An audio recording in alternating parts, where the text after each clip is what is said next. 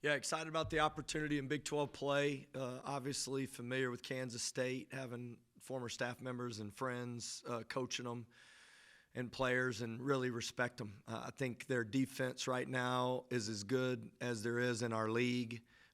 They're sharing the basketball. They've found a way to really get separation. They're playing extremely hard, and they're just doing a lot of things right. So respect the way they play and really know we got to be at our best to win on Saturday. And excited about the atmosphere. I mean, you can see it build, and just thrilled about the crowd we had on Tuesday, and looking forward to having another great one, and especially our students. Given the familiarity you have with Coach Tang and Tyler Perry, how does that help you guys, but also what are the challenges in coaching against both of them? Well, first and foremost, our teams are so unique, and they are year to year. So they're not playing the same way they did last year, and obviously we're playing different than they've seen us play, and different pieces and strengths and weaknesses. And so I think every time you go into a game, you do look at what the advantages are, and they're going to be unique year to year. So that would be first and foremost. But second, there's a will to win that you play against that you know a team has, and they have it. And they really do. They have this X factor to them where when the game's on the line and they go play in a game that they need to win, you can see the urgency that they play with. And that's a credit to their staff and to their players. I really respect the way they compete. And I think they compete for each other, and I think they compete the right way. And I would say that about our team. I think our guys are really playing well together. So there's this will to win that you can't put a value on, and that's where I think both these teams coming into the game playing with a lot of confidence. And then one of those guys, Tyler Perry, you know very well, obviously. What type of player is he, and what makes him difficult to play against? I mean, Tyler's won since he was young. I mean, he's made game winners since he was young. He's a guy that when the game's on the line, he makes big plays. He really does. And he's a great teammate. He cares about winning, but he also has the ability to score and impact the game through offense. Just a lot of respect for him, and a great player. And then Coach Tang had a lot of success early with Kansas State. What did you learn from him in your time with coaching with him, and what does he bring to the table? Yeah, Coach Tang's made a huge impact on me. I mean, I think a couple things jump out to me. One, when I first came and was an assistant on the staff with him, he was the guy that you could count on when everybody else was gone and you needed help. He was just always there to help. And those kind of people I appreciate more and more, because when the head coach is around, everybody seems to be doing things well, right? But then when he leaves, like, who's there to help pick up the pieces and make it all work when nobody's around? And Tang's one of those guys. He'd be up there till midnight and be one of the first people in the office. He just did it on regularity, and he had his hand in just about every component, recruiting, gear, and he just really did it at such a high level. So there's no question that he was successful and is going to be successful as he is.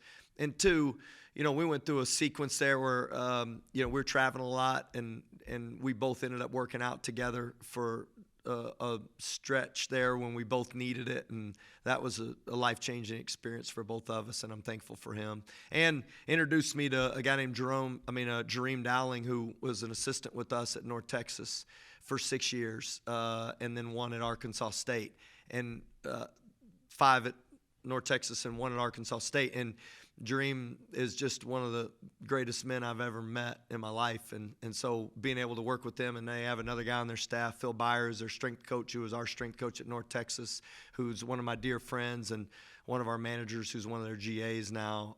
Just so a lot of respect for everybody in their program. Now, undefeated in conference play and at home, what does it mean to you to be able to play at home in front of the crowd? How does the crowd affect y'all, and just kind of keep it rolling in conference play? There's no secret in regards to Big 12 play. Got to win your home games if you want to win a championship, and that's our goal here. And Saturday is no different. Doesn't matter who the opponent is, honestly. It doesn't. It's just the energy in the building. I know we're excited about that and thankful that we've got such great impact from our students.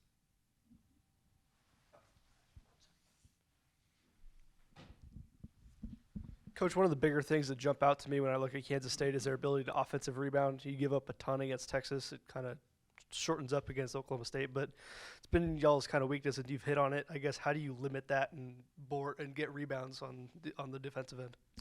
Yeah, you look at them, and I think they're like 11th in the country in rebound percentage, and probably bigger than that when you just look at the raw numbers of it.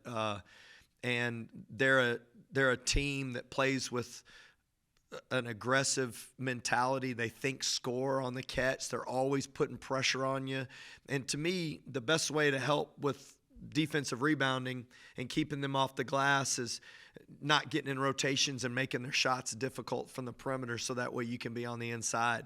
And we'll be in trouble if they can go get paint touches against us and cause rotations, which puts you at a disadvantage. So biggest thing would be initially just doing a great job guarding the ball, and then use our physicality and get better at it every game. It's going to be a long journey for us in this process of getting better on that side, and we've got to definitely keep making improvements. But really, it's about making sure we do a great job defensively, give us the best chance to be in position to rebound. I know you weren't here last year, but last year Texas Tech caught Creighton and Kaluma in Maui. And I guess, have you used that tape with the guys who have returned to kind of put pieces for him and how to stop him, and because he got pretty loose against Tech last year? Yeah, no, he's a tremendous player. Kaluma can really score. He can do it at all three levels. He's a good passer when he sees where the defense is coming from. And for us, I think the key is how do we make it as difficult on him as possible. And when you ask about film from last year, and using what we know, a lot of these guys are familiar with him. I mean, played with him, been around him. I mean, there's not really a lot of people that our guys don't know these days. So, but we definitely have used a lot of the actions that they're putting him in this year that put him in an advantage that we're trying to do a good job against. You've hit on Perry, but the other guard, Carter, he's also having a really good season for them. I guess, could you touch on what he does well? Yeah, well, it leads him in just about every category. I mean, he's aggressive, he's tough, he gets after it, he thinks score, and when he's making shots and getting downhill, I think he just adds a dimension to them that makes them extremely tough. And I think probably the biggest component is how do you keep him from getting transition baskets? I mean, because when he can really put pressure on you. Such an elite athlete, and he can score in a lot of different ways, but the floor really opens up for him in the open floor, and that's where we've got to do a great job of sprinting back and making it difficult on him in transition. Any thoughts to the changes to the recruiting calendar that just got announced today, if you've seen them yet? I haven't seen it yet. I'm familiar with it, obviously, and know that there are changes that have been proposed. And obviously, I got an email on it, but we were preparing for practice. So, I think the coaches have been talking about a lot of different things, and with the changes of the portal, it's made it difficult for us to really evaluate what we want to in the spring when everybody's hosting people on visits and you don't even know who's on your own roster. So I think giving us some time to be with our team and try to figure out the transfer portal before we get into the evaluation component is really going to be helpful. Who would you say is the favorite to win the football player dunk contest tomorrow? Man, that's a good question. Why don't you give me some options and I'll tell you who of the three. Well, At you. Marcus Ramon Edwards is the guy that Joey kept touting. Yeah, and just familiar with him because my son, I haven't played basketball and I haven't been for this community. It didn't look real close, to be honest. There seemed to be a 1A and then a lot of great other ones, but he seemed to obviously have the most basketball bounce and experience. It'll be fun, though. I mean, at halftime in the USA, a dunk contest with the football team, that's price of admission. That's worth it right there. This seems, I've been told, and I won't say who, Wes said that there's been some interesting moments in the past in dunk contests, right? You just never know if they can actually complete dunks. Everybody can try to dunk, but who can complete them? This year, I would anticipate lots of completed dunks to get some good scores.